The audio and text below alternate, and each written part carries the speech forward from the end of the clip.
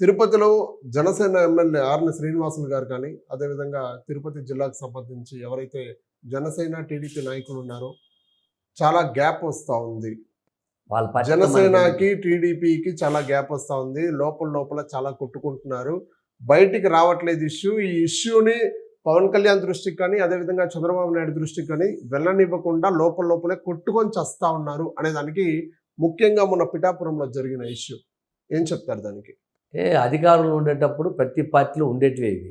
కూటమి కాంగ్రెస్ లో లేదా, వైసీపీలో లేదా, బీజేపీ ఏ అన్ని పార్టీలో పార్టీల్లో ఉంటాయి. అన్ని కానీ పార్టీలో కూటమి ఉంటాయి. అన్నప్పుడు మూడు పార్టీలు కలిసి ఉన్నప్పుడు ముగ్గురు కలిసిపోవాలి. కానీ ఇప్పుడు మా పవన్ కళ్యాణ్ సీఎం అవ్వాలి, మా నారా లోకేష్ సీఎం కావాలి, మా చంద్రబాబు నాయుడు సీఎం కావాలనేసి మూడు పార్టీలు కూడా కొట్టుకుంటున్నారు. అంటే ఎవరు సీఎం కావాలి అనేది కూడా. పవన్ కళ్యాణ్ అయితే జన సైనికులు కూడా మా నాయకుడు సీఎం కావాలంటున్నారు. ఇప్పుడున్న పరిస్థితులు కానీ, రాబోయే పరిస్థితులు కానీ, ఉన్న పరిస్థితులు కానీ, రాబోయే కాలంలో నారా లోకేష్ బాబు గారు మాత్రమే ముఖ్యమంత్రి అయ్యే అర్హత ఉంది.